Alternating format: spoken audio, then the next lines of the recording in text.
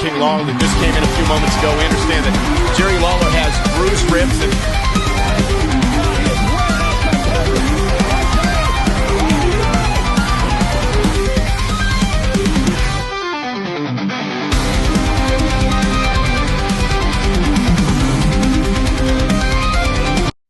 Evening, everyone, and welcome to your second episode of Wrist Locks on Long Talks, wrestling reviews for all things SmackDown, Raw, and NXT. I am your host, Arran, and my co-host John is here again this evening.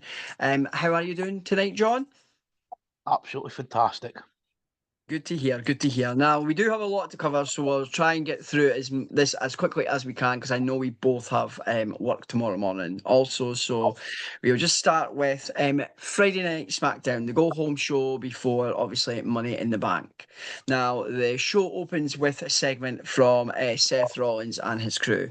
Now, I thought this was a very, very good segment, and which leads into, obviously, the afters of what goes on after it. But I thought it was a bit too predictable the way, because obviously Seth's had groups before. It just reminds me a little bit of some of the stuff he's done. I know he's got muscle and that now, but I do like what they're doing, and I'm liking to see where it's going to adopt with his new group. But to me, it just reminds me of some stuff that Seth has done before. Thoughts, John? Like you say, same stuff Seth's done before, but with more muscle. I thought the segment, like you say, too predictable, but I didn't like it. And that then leads into the match, John. You want to take it away? So we had Jimmy Uso versus JC Mattel with Solo and Jacob.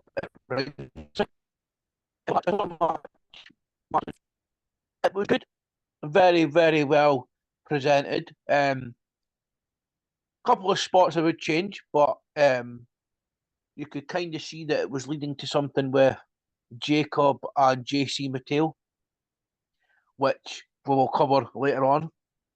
But overall, great match, great spots. Like you say, there was a little bit of miscommunication with a few things, but they got there in the end. I agree with you. Oh, I thought like the spots, and yeah, it is leading to stuff later on that we will cover.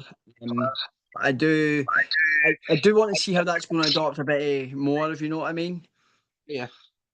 So then we move on to Selena Vega versus Piper Niven, and they are going by a different name. Her friends that are with her now, but obviously Selena.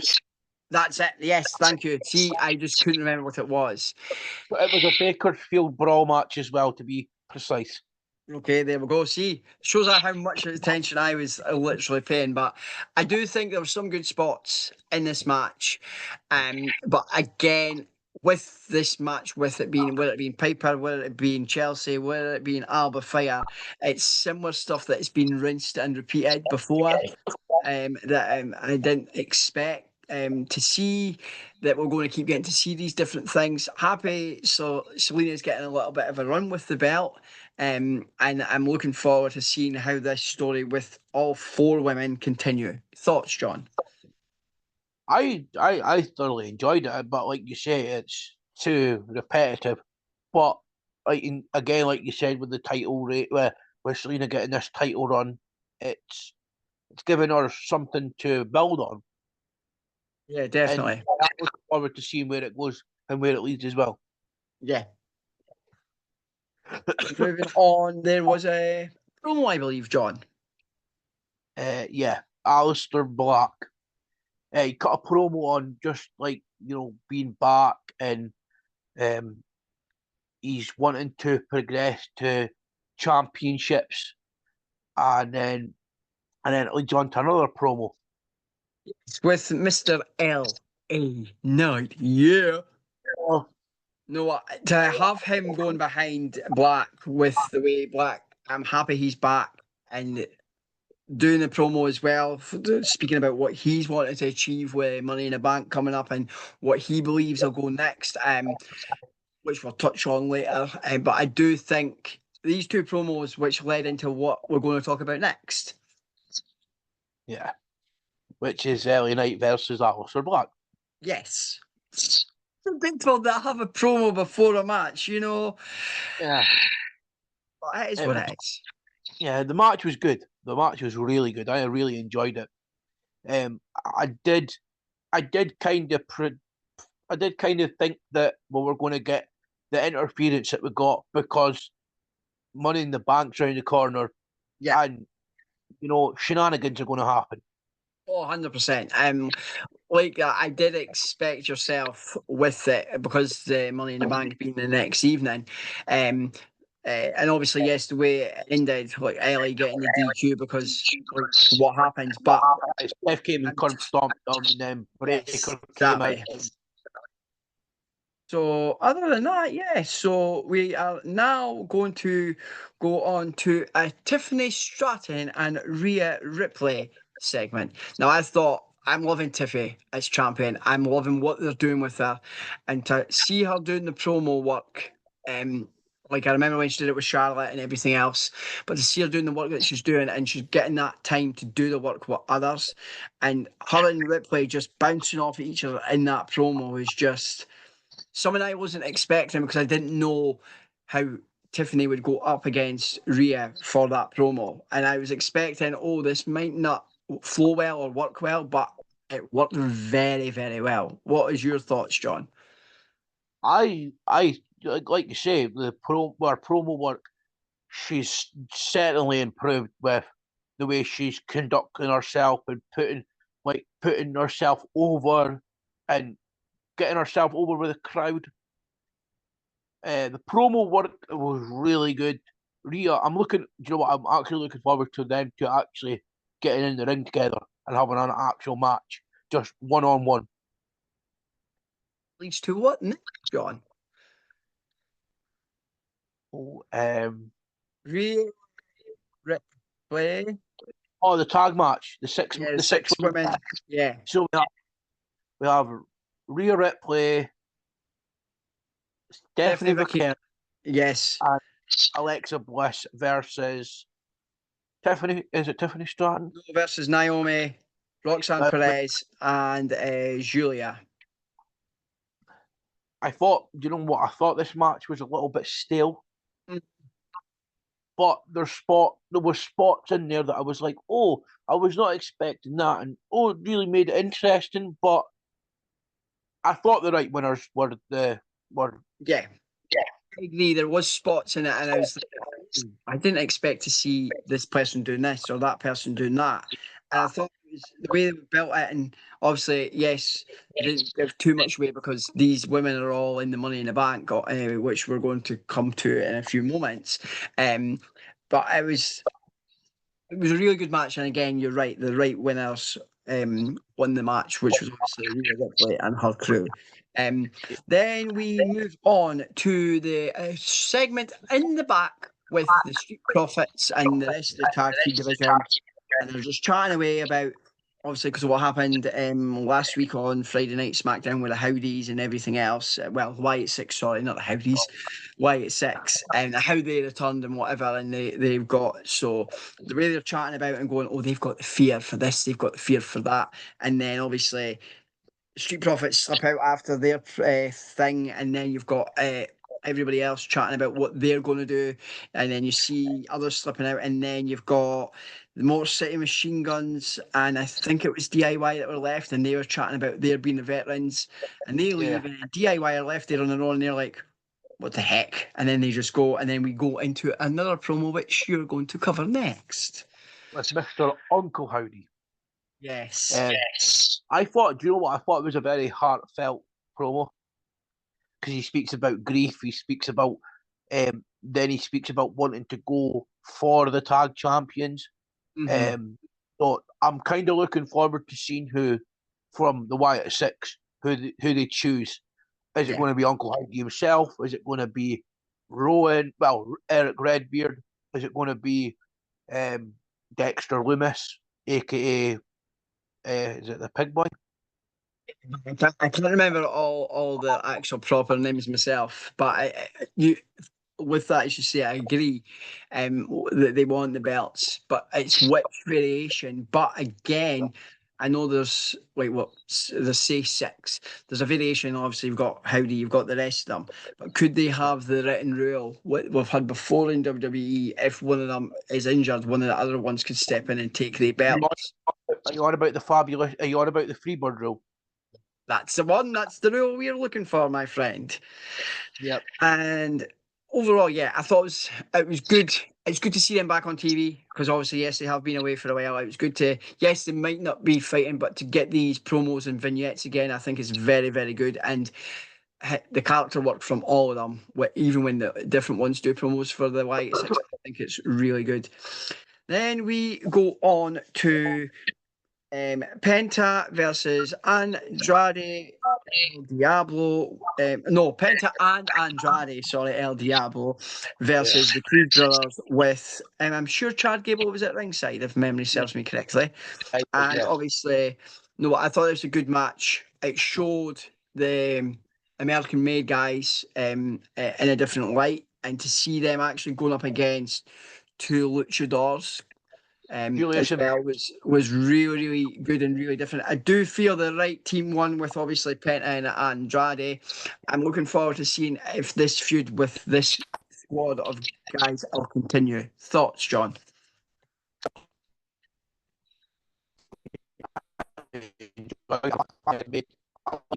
Julius Bruce. I think they're great. They're good guys. They're getting you said the right one. Andrade, two incredible talents. I'm glad to see them jumped from a certain company over to WWE for the sake of their because they weren't getting TV time, they weren't getting shown, or they weren't getting elevated. But like you say, I'm hoping that this feud continues. No, 100%. And then we go on to promo for yourself. Paul Heyman. Yes, that's the man, my friend. Yeah, he talks about how his group is all muscle, and that it wasn't a prediction or a spoiler. It was the future. Yeah. I know what I'm loving how that it doesn't matter who Heyman works with, right? He always changes the whoever it is, whether it be Seth Rollins, whether it be Roman Reigns, whether it be Lesnar when Lesnar was in the company.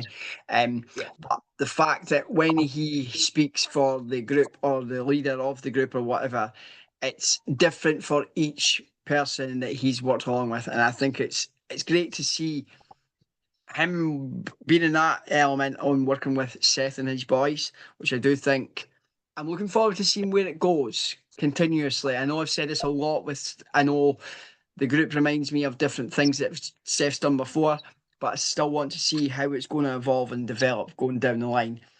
And the last thing for the evening for Friday Night SmackDown was a John Cena, Logan Paul, Cody Rhodes, and Jey Uso segment. Now, I thought this was really, really good.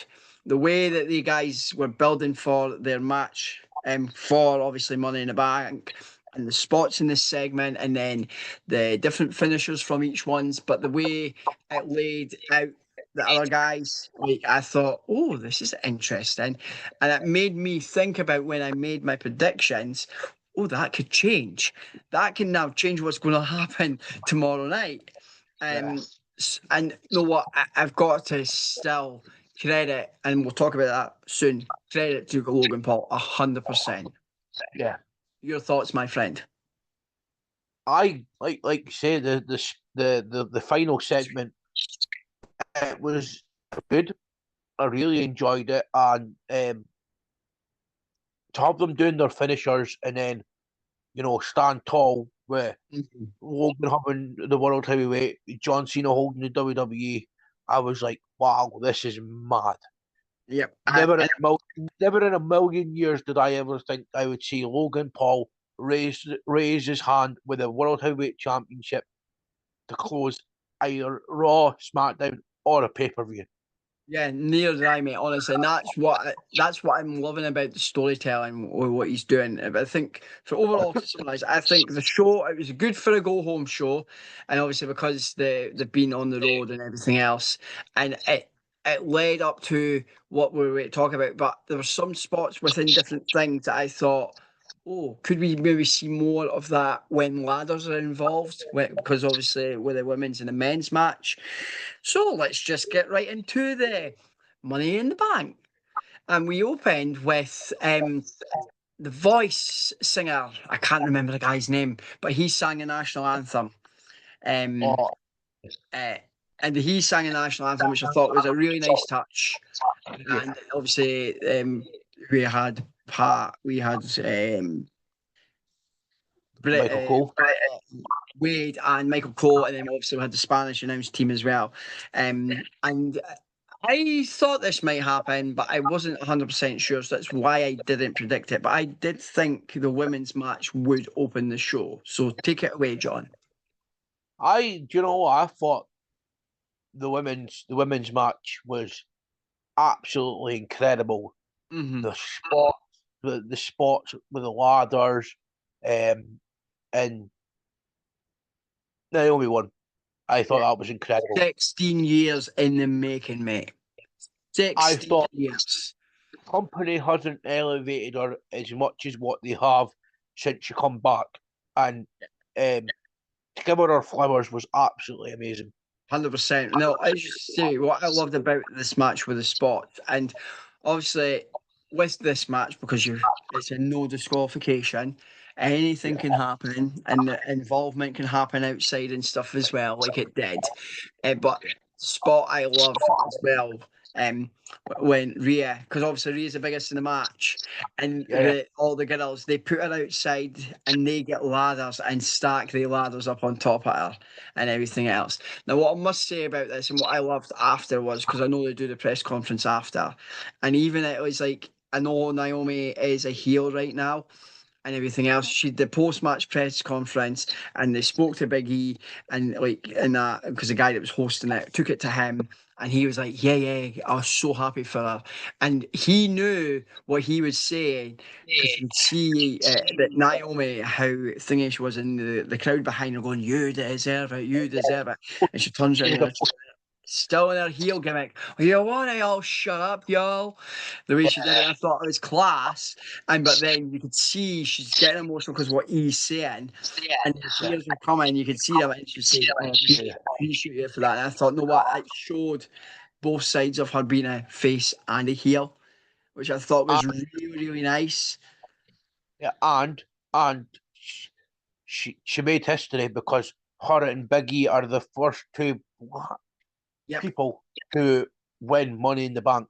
Yeah, 100%. And then we go from the women's Money in the Bank to a match that was quietly announced because we had Worlds Collide earlier in the day. So this match originally wasn't on the card, but it obviously got announced early in the day. So we have Dominic Mysterio facing, oh Christ, Octagon Junior. Thank you. And was this for the belt? Yeah, it was for the IC belt. For the belt. I couldn't remember if the belt was on the line. And obviously, yes, Dominic won. But it was, I thought, again, very good match. Dominic, I'm loving what he's doing. And the fact he gave him his flowers, he came on leaps and bounds. But to be working with other guys that are luchadors from other companies, because obviously WWE have bought over AAA and everything else, I just thought it was really nice to see another luchador in the company work alongside Dominic Mysterio, but him to get a match on the Money in the Bank card as well, I thought was a really nice touch. Yeah. Yourself? I thought it was a quick match, but I understand why it was a quick match. Yeah, 100%. Like you say, it was announced during the World's Collide PLE for AAA versus NXT. Octagon Junior, what an up and comer. Glad he got on the pay-per-view. He's shown what AAA can do. Yeah, 100%, mate. He's basically opened the door for AAA in WWE to work more on pay-per-view, well, PLEs, and yeah, I'm just looking forward to seeing where it goes. And like you say, from seeing Dominic from being the chunky guy that come in with his dad to Yeah. elevating himself to being the next, shall we say, I'm gonna get hate for this, but Eddie Guerrero of this generation. Yeah, no, I totally get that. But it's great to see how he's Yeah. elevated from when he turned to that heel character and how he's just ran with it.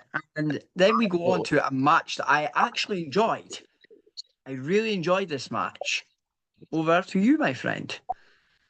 Lyra Valkyria versus Becky Lynch. Yes. I liked her attire from like it looked like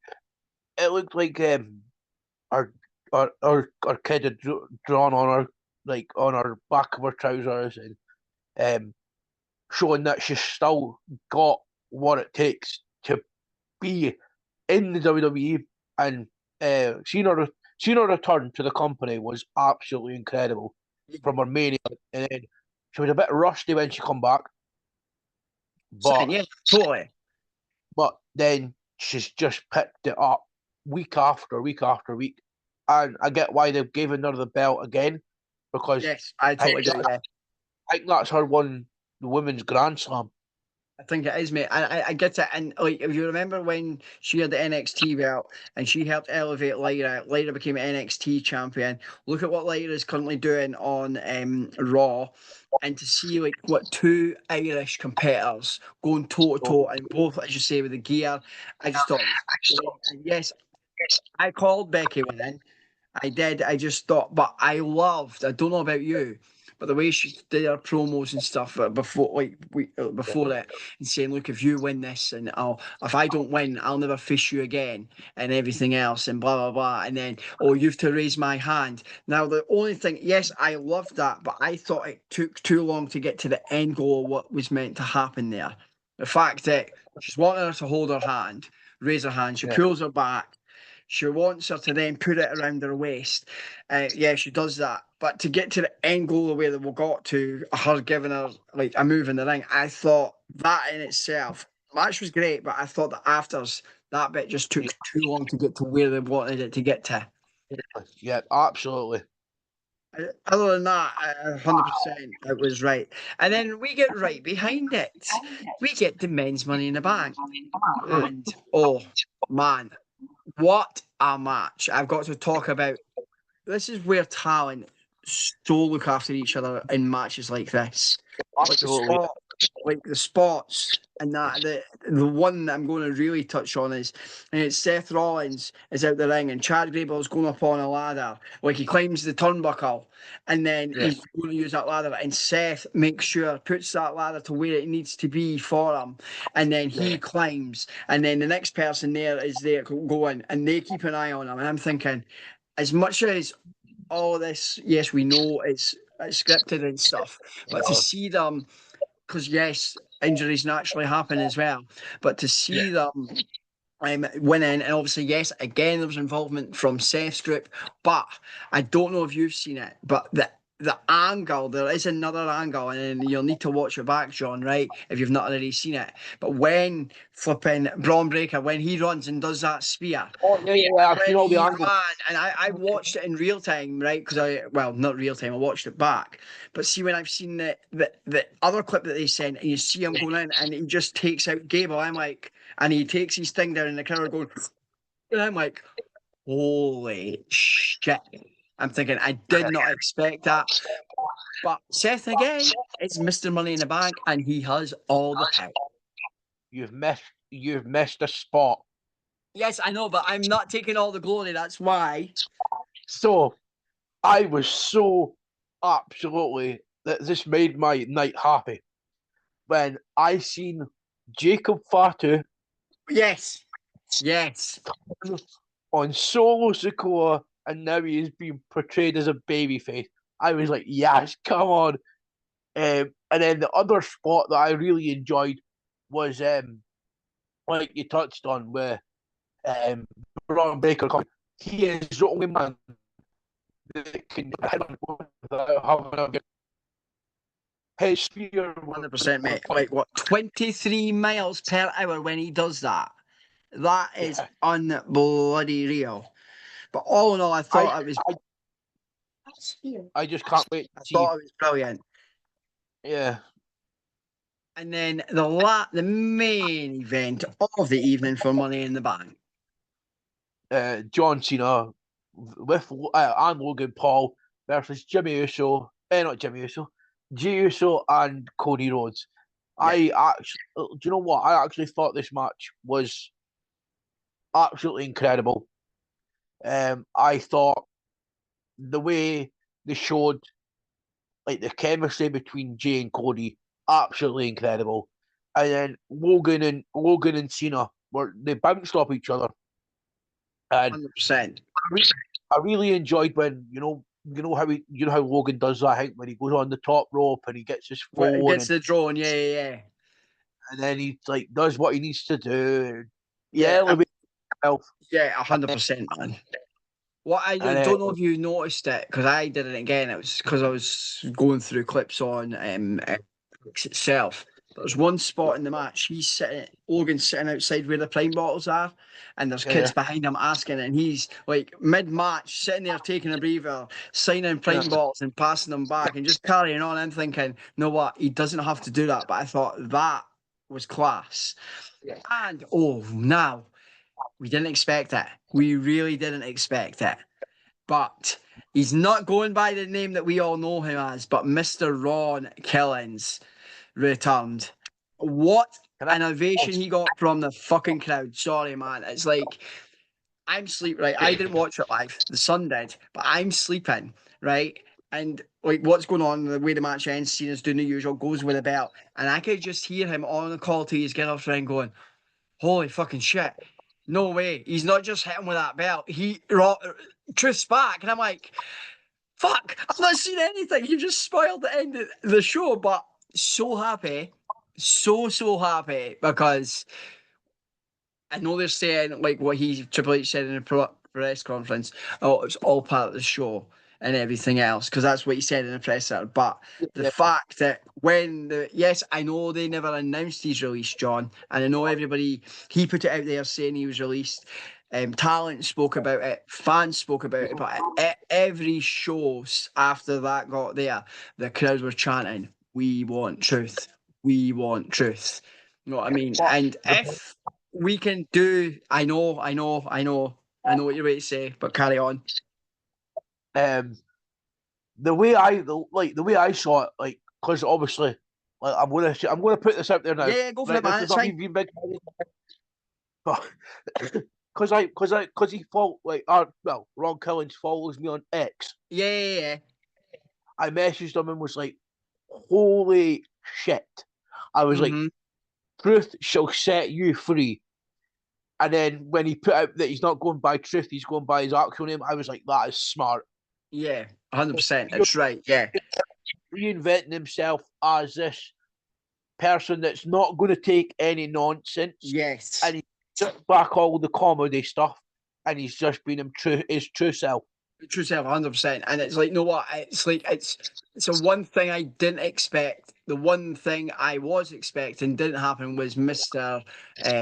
Travis to turn up. That's what I thought. But for me, the whole show, I thought was a brilliant show. It's led to some other feuds to carry on, like Lyra and Becky, and it's led to other newer feuds that could potentially start. Now, we are going to lead into Monday Night Raw. And it's over to you with this, John, with the way this starts. So we opened Monday Night Raw with CM Punk coming out, saying to the crowd that, like, he's wanting to basically reintroduce his feud with Cena. Yeah. And I know he said he would never go there, and he criticised WWE for going over, but he's just went back on his word and said he's going over to Saudi. So it's going to be John Cena versus CM Punk in Saudi Arabia at Night of Champions for the WWE Championship. And I'm actually looking forward to this Yeah. because Cena done a good job by coming out, building it up, saying that it's not going to happen the same way it did in Money in the Bank 2011. But the way I see it is they should have, done the CM Punk John Cena match at Money in the Bank. Yes, they should have. I agree. But what as well, yes, for both of them, it was a great segment. But I've started to pay attention to a lot of stuff now, which was weird.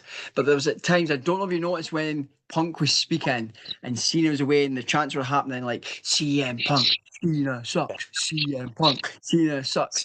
And then you could see John like trying to keep being the heel, but he's trying not Yeah. to smile as well. And it's, you know what I'm thinking? It's great to see that, right? And he's trying to keep it in, but because Punk or the fans have near enough broke Cena's near enough, but he doesn't do it totally.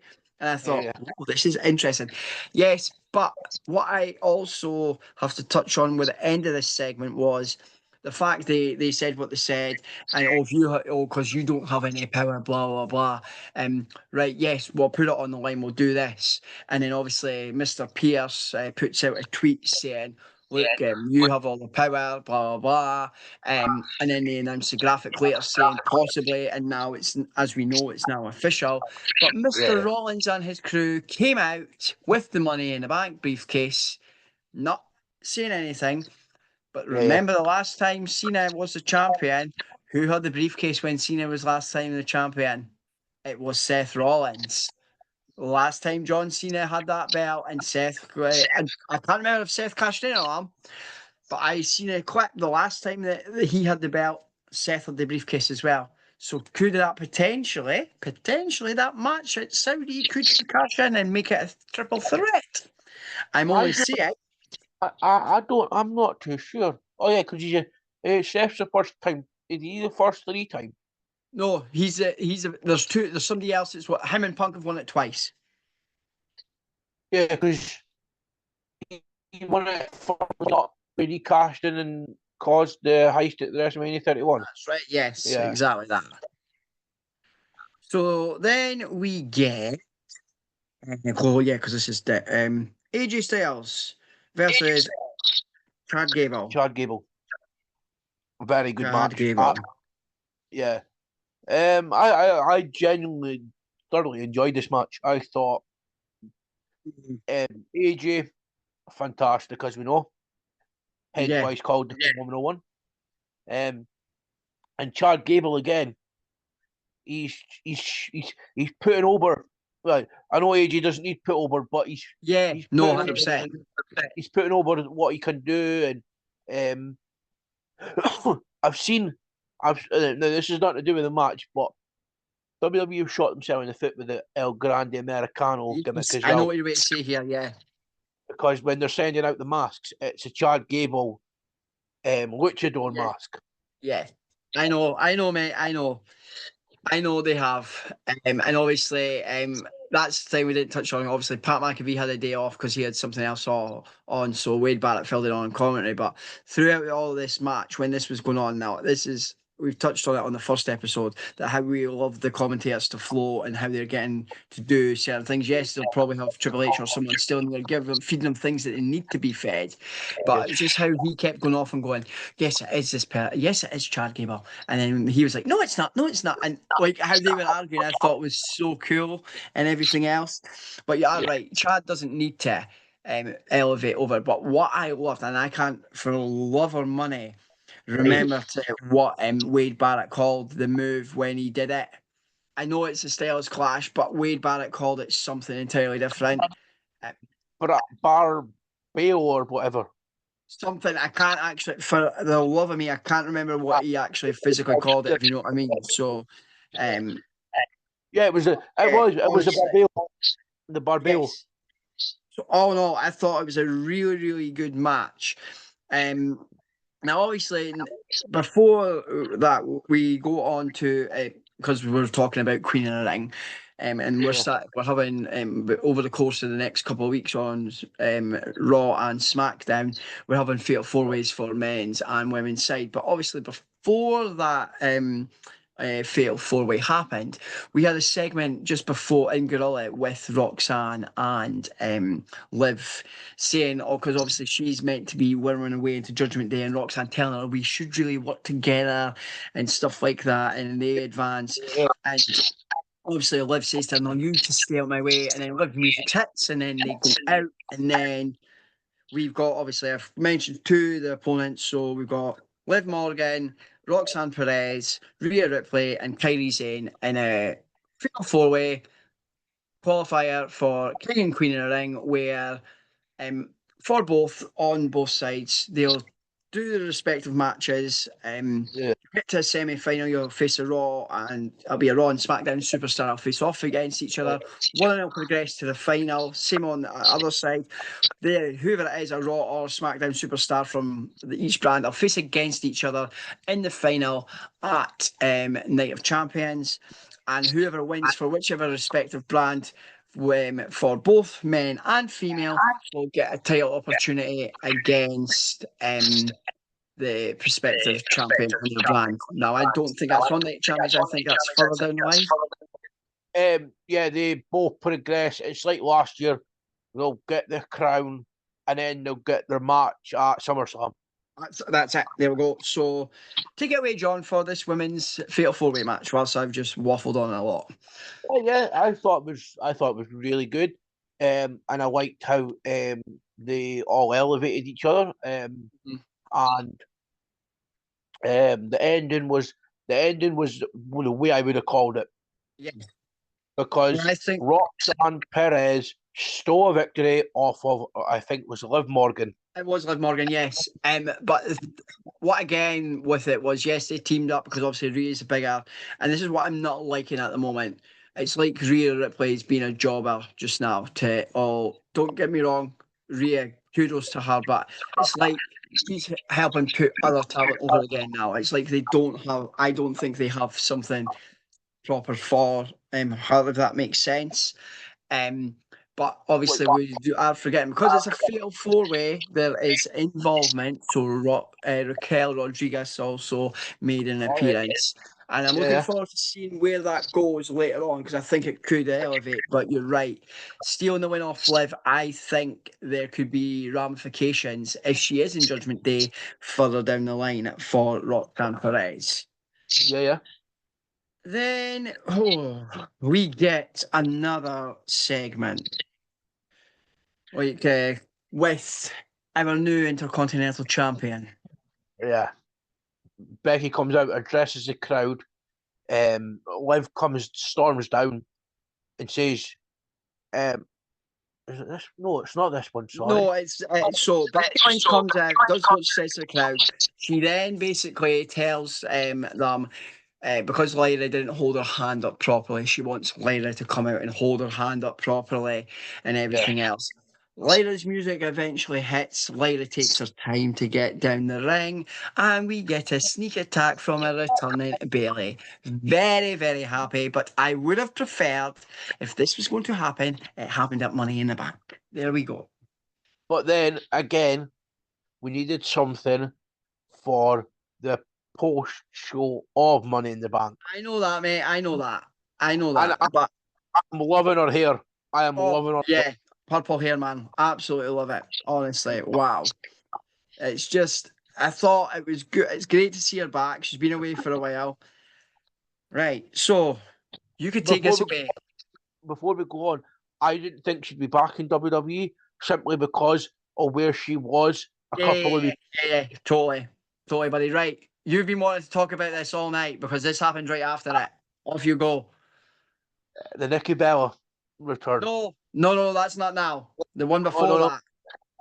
Is that the truth will set you free? Oh yeah. So we get a masked figure jumping on the announce table, takes off his hood. It's Ron Killings, not R-Truth. So he cuts a promo, a heartfelt promo, and then I'm like, what's he got in his hand? What's he with? And then he just starts like going, no, no, no, no, no, no, no, no. But yeah, no, I'm loving this. I'm loving this new persona You know of what? Yeah, 100%. It's you know what the way he came out, similar to what happened on Money in the Bank, how he slid in the ring with his mask on and everything else.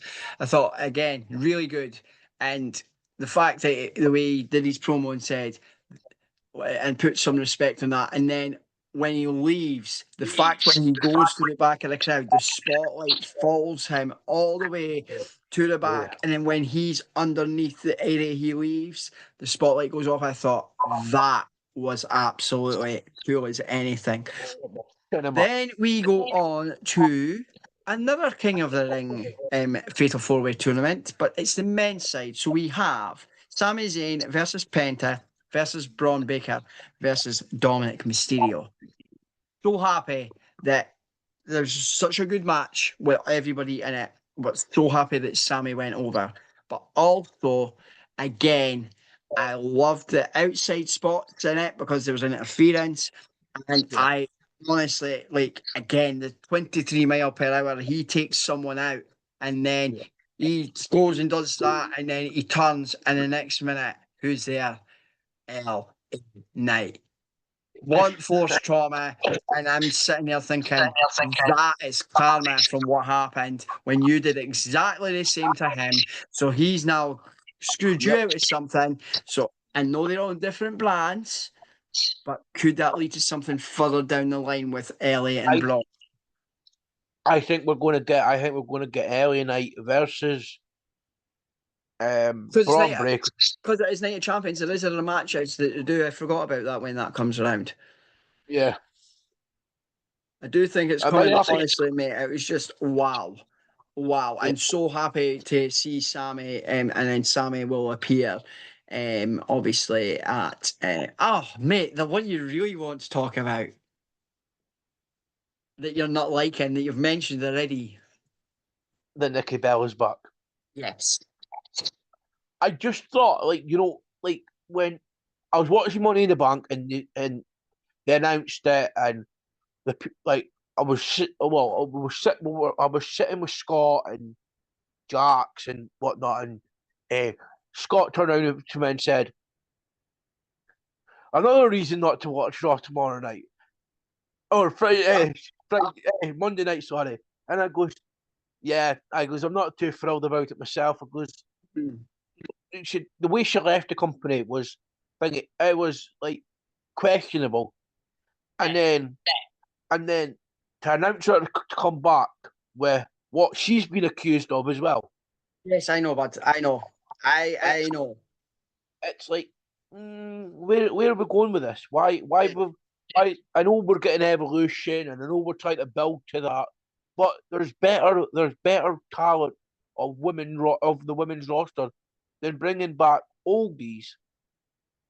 I think, right, hear me out, and I was against it, but remember, yes, she was in Total Divas, and I'll cover what I'm away to cover because I loved what happened next in this segment completely. Yes, you have the backstage bit with Natty and Maxine, then she comes out and she announces the Evolution pay-per-view, the all-women's pay-per-view is going to happen, and the way she's spoken, she says, look, they've paved the way, because remember, it used to be what we're seeing on TV now. It wouldn't have happened if it wasn't for the likes of Liv Morgan, Nikki Bella, Charlotte Flair, Mercedes Moon, who is on another promotion, Bailey, all these guys that were up and comers. It wouldn't have happened if it wasn't for them, for the hard work. And I may be wrong, but yes, I love the next part because she didn't mention Liv, and she came out and Liv told them to cut her music, and she ran the promo that she did, and then she gave her finisher, and she just lay there. Fair play. People might not be happy that she's back and everything else, but she sold that fucking Oblivion to the moon. And I have a feeling when Evolution comes around, it's going to be Nikki Bella versus Liv Morgan. There you go. And that's not a spoiler. That's a prediction, my friend. Well, do you know what? Right now, I loved how Liv came down, but I don't think that was scripted. I think that was heartfelt. No, 100%. I don't think it was, mate, because the way she told her to cut the music and she just kept, in the way she went off, I'm thinking, holy fucking shit. She means this shit. You know what I mean? He was pissed. He was proper pissed. Yeah. So then we get to the main event, Mr. Jey Uso versus Gunther. Now, I love what they've done with him, right? With his entrance, how it's outside. But yes, we know he lost and everything else, right? We know he did. But to incorporate his son into that, and then him going down, and then his son videoing it on the phone and doing the yeet with his dad and everything else, I thought, know what that was. To see that, I know he's done it with other fans and whatever else, but to see him doing it with his own kid on the way down to the ring, brilliant match. Obviously, yes, because Jay's worked that much over the last while with different matches like SmackDown, Money in the Bank, and everything else. He basically, you could see Gunther was touching at the ribs and everything, and he exploited that. I don't like the way it ended, but fair enough. If you know what I mean, it is what it is. But I have a feeling something else is coming from that with what's going to happen on Raw next week. But I will leave that for now. Well, Oh, they've announced, right, the 4 participants, right? I can't leave it there. They've announced the fatal 4-way, the Sheamus. Oh Christ! I can't remember who the other 3 are. Right? Yeah, there's Sheamus. There's Bronson Reed. Yeah. And there's 2. There's one other, but they've left. The other one is blanked out, and that's to be chosen by the general manager. Well, hear me out. I think I know who it is. I think it's Jay. No, I don't think it's Jay. Okay. I think it's going to be a returning Ilya Dragunov. Oh yeah, I forgot about him. Right. Okay. So all in all, I thought this show was a brilliant show.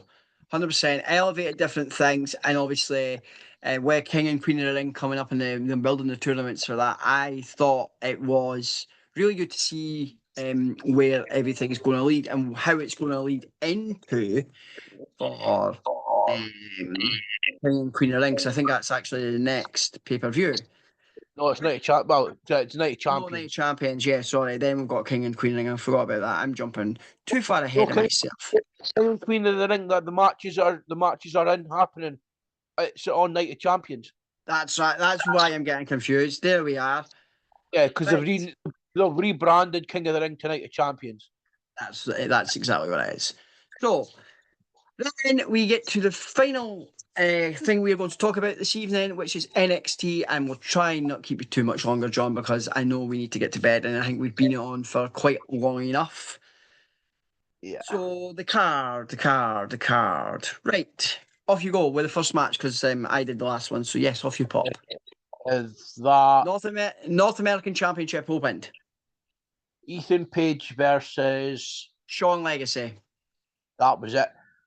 Great match. I've seen bits and pieces of it because I'd done a quick highlight video on while I was waiting for you to finish up with Craig. I say, were you doing a podcast with Craig tonight? No, we were no. We weren't today, mate. But it's all good. Don't worry about it. It's fine. I thought the match was, well, from what I've seen, was really good. Ethan Page retained, and then we get a sneak attack from Ricky Saints. He's not. From what I can gather, is he's not medically cleared, but yes, he took the fight to Ethan Page after Ethan Page had just successfully defended the North American Championship after a great match at Worlds Collide in the Fatal 100%, mate. Honestly, I agree with all of it. I'm happy he still has the belt and everything else like that. And with then Ricky being injured and doing what he did, and then what happened at Worlds Collide as well. But for him to then go on and do that, it's leading definitely to the 2 of them fighting, whether it be on a future NXT or a future NXT PLE, it's going to lead to something good, I think. 2 seconds, mate. Then we get the Cullen with Izzy Dame versus Briggs and Amuri. Now, this I thought was an okay match. Right? Like you, I've only seen quick highlights of it and stuff. Just we've been busy with other things. But like there's involvement with distraction and stuff as there normally is because they are a group in that. And the winners of it was the Cullen won this match. But I thought it was solid and everything else. But I think it could have been a bit better, should we say. Thoughts, Yeah, my friend. I'm a massive fan of Josh Briggs myself, and I do like Sean Spears. So I'm torn between the Cullen and Briggs and his partner. Yeah. But I'm glad the guy did come back from Japan because he's a legend. He is a legend. And then we get, if I remember, is it not the segment of a name change for a certain person? I think so. So, as we know, Mariah May turned up last Tuesday. Oh, yeah. And we knew that there was going to be a name change. We weren't aware of what it was. So if you want to elaborate and let us know what the name change is, John. I actually remember because my notes haven't been. It is, she's now going under Blake Monroe. They have filed a trademark for that, I believe, too. So it'll be good. I can't wait to actually see her getting involved with all the women and everything else. And it's really is, I think, going to be good to see, because I know what she's did in AEW and that. So it's going to be good to see what she can do going further forward and how she can elevate or help elevate other talent, or other talent help elevate her further as well. Yeah. So next we have Lash Legend versus Ren Sinclair. Take it away. Oh my God, these two tore the absolute house down. Lash Legend, as we know, Trick Williams' missus. Yep, 100%. And Ren Sinclair, she's doing fabulous. I think she's still part of the Quarter Catch crew. Yes, I think you're right, mate. It's but I can see her eventually leaving the group and going her own way, and potentially, she's got the potential. I don't know if they'll elevate it, but she has the potential to go on and win the NXT Women's Champion. Oh no, 100%, mate. It's like just watching both of these guys fighting, and yes, as you've elaborated to Lash being Trick's partner and stuff. It's great to see them both going toe to toe, and I could see them eventually, both of them at some point in the future, both being brought up to the main roster. Oh, 100%, 100%. Then we get the NXT Women's Championship. JCJ with Fatal Influence versus Lani Reed. Now, straight away, she tried to do a roll-up, which I do not get in a match. I do not get why after the bell goes, fuck it, I'm going to try and do a roll-up, get the quick 1, 2, 3. I get if you don't want the match to be long, and I get, yes, there's reason behind stuff and that, but I'm like, thinking, wait a minute, what? Did I just see that right? And I had to, when I quickly watched it, I had to go back, and I'm like, the highlighted scene, I'm like, oh, fuck, that was pretty quick. But I thought, again, because Fatal Influence are there's going to be involvement somewhere. It's rinse and repeat like what you're seeing in the main roster. There doesn't need to always, yes, if you're part of a group, the group doesn't always need to get involved to help you potentially win or whatever. And obviously, yes, she did win.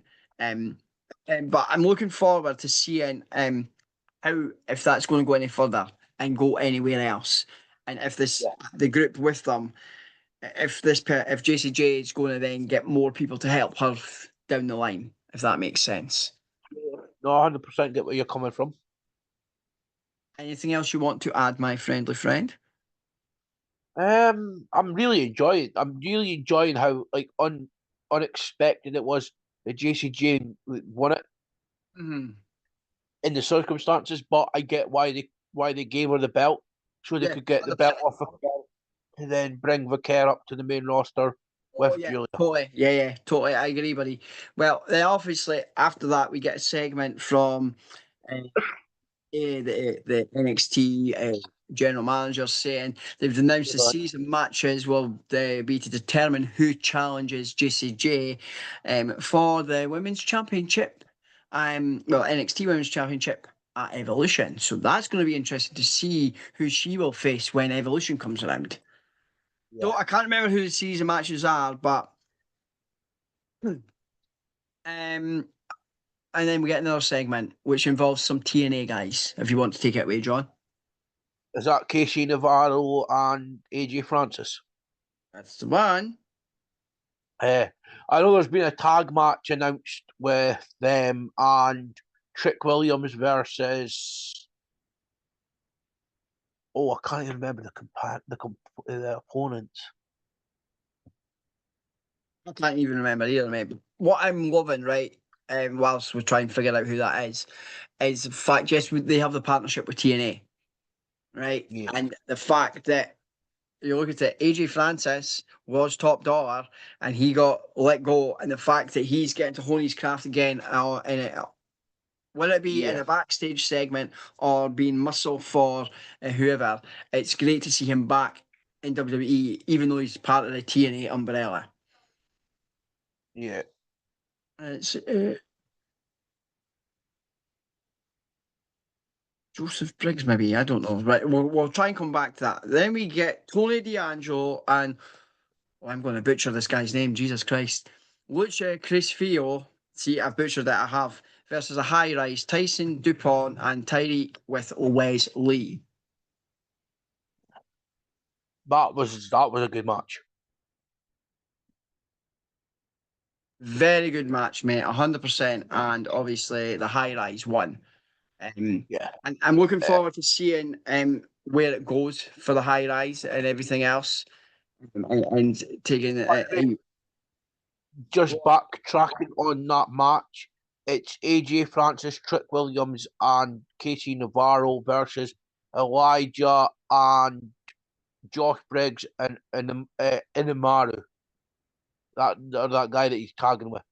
Yeah, fair enough. I'm glad. I knew we'd find it at some point, but which is fine. But yeah, no, I thought it was a good match. Obviously, with the DuPont hitting their finisher to get the win for High Rise.